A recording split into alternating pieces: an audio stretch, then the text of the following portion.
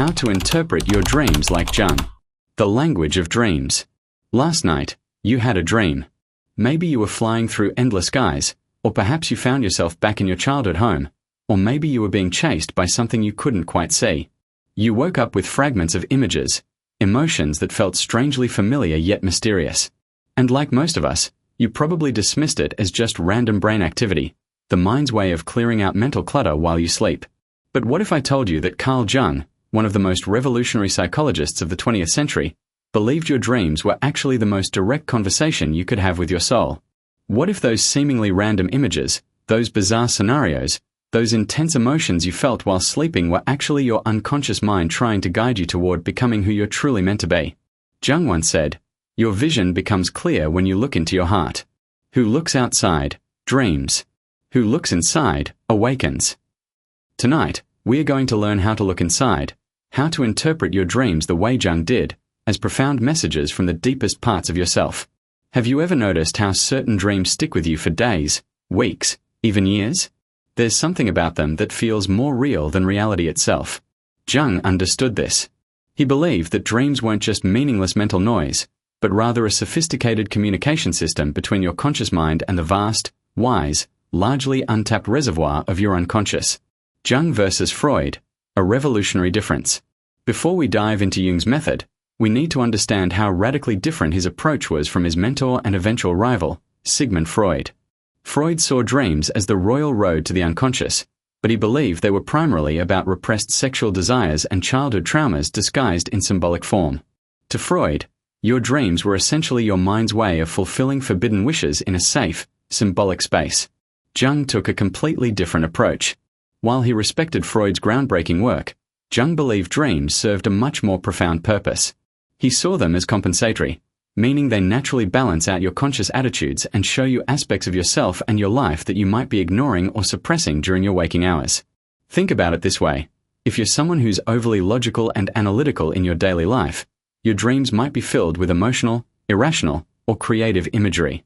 If you're someone who tends to be impulsive and emotional, your dreams might present you with scenarios that require careful thought and planning. Jung believed the unconscious was constantly working to make you whole, to integrate all the different aspects of your personality. But here's where Jung's insight becomes truly revolutionary. He believed dreams weren't just personal.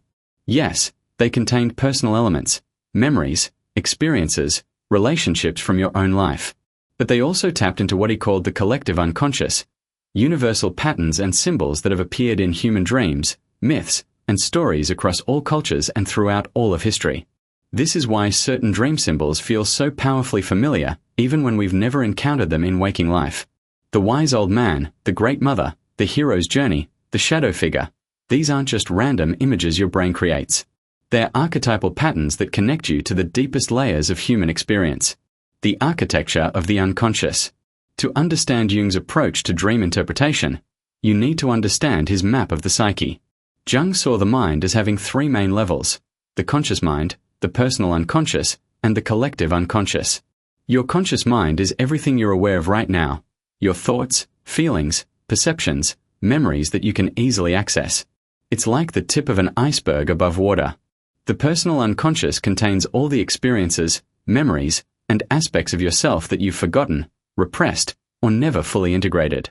This includes what Jung called your shadow, all the parts of yourself that you've rejected or denied because they don't fit with how you want to see yourself or how others expect you to be. The collective unconscious is the deepest layer, universal patterns and images that every human being shares. Jung called these patterns archetypes, and they appear in dreams as powerful, often numinous figures and scenarios that carry deep emotional and spiritual significance. When you dream, all three levels are active. Your personal experiences provide the raw material. Your shadow brings up what needs attention and integration, and the collective unconscious provides the deeper wisdom and guidance that can help you navigate your life's challenges and opportunities. This is why Jung's approach to dream interpretation isn't about finding a fixed meaning for each symbol. A snake in your dream doesn't automatically mean sexuality or danger or wisdom. Its meaning depends entirely on your personal associations, your current life situation, and the broader context of the dream.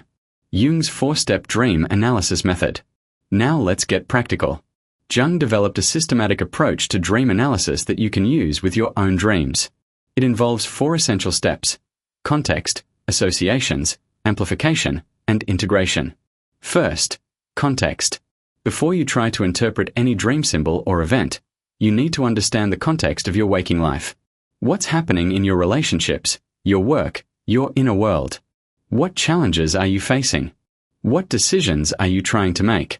Jung believed dreams always comment on your current psychological situation, so understanding your context is crucial. Let's say you dream about being lost in a forest. The meaning of this dream will be completely different if you're currently feeling lost in your career versus if you're about to make a major life transition versus if you've been avoiding dealing with a difficult relationship. Second, associations. This is where you explore your personal relationship to each significant element in the dream. Not what the symbol means in general, but what it means to you specifically. If you dream about a dog, what comes up for you when you think about dogs? Loyalty. Fear. A specific dog from your childhood? Your current pet? Jung believed your personal associations were far more important than universal symbol dictionaries. Third, amplification. This is where Jung's approach becomes truly unique. Amplification means exploring the archetypal, mythological, and cultural dimensions of your dream images. If you dream about a wise old woman giving you advice, you might explore the archetype of the wise woman across different cultures: the Greek goddess Athena, the Hindu goddess Saraswati, the fairy godmother in countless tales.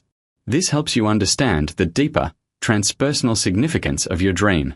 Fourth, integration. This is the most important step, and the one most people skip. Integration means asking, how is this dream trying to guide me? What aspect of my personality or life situation is it highlighting? What would it mean to honor this dream's message in my waking life? Jung believed dreams weren't just interesting psychological phenomena.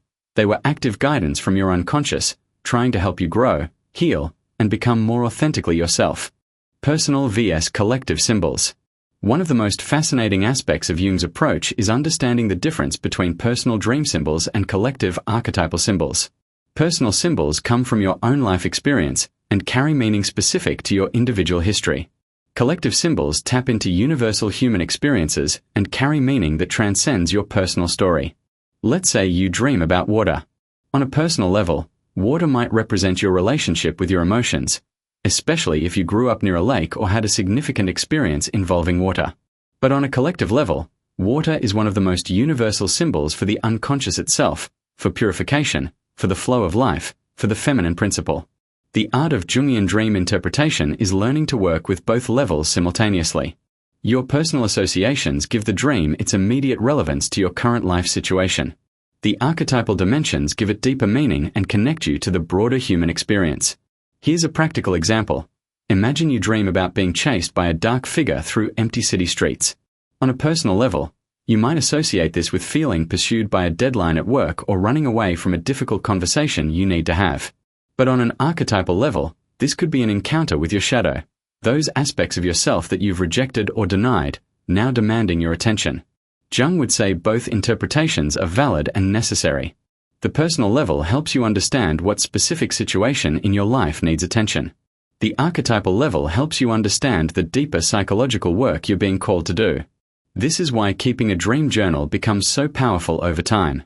You start to notice patterns not just in your personal symbols, but in the archetypal themes that keep appearing. Maybe you frequently dream about houses, exploring different rooms, discovering secret passages, renovating spaces.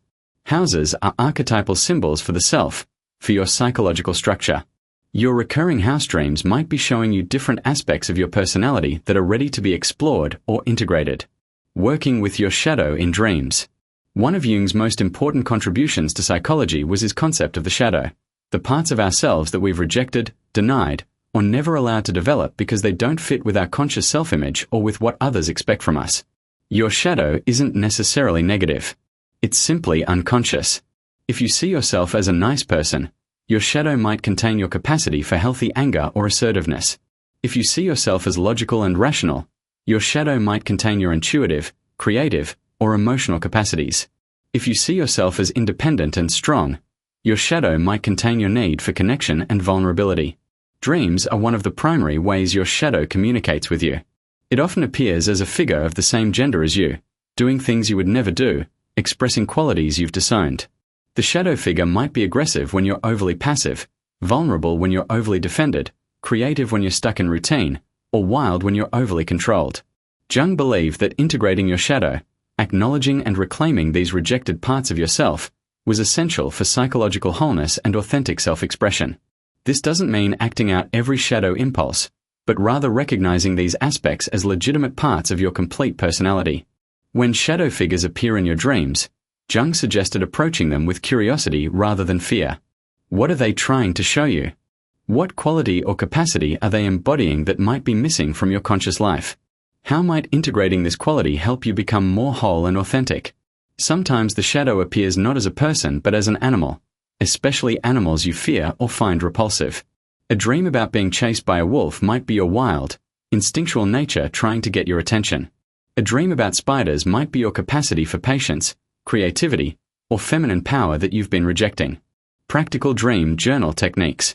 Now that you understand Jung's approach, let's talk about how to actually work with your dreams.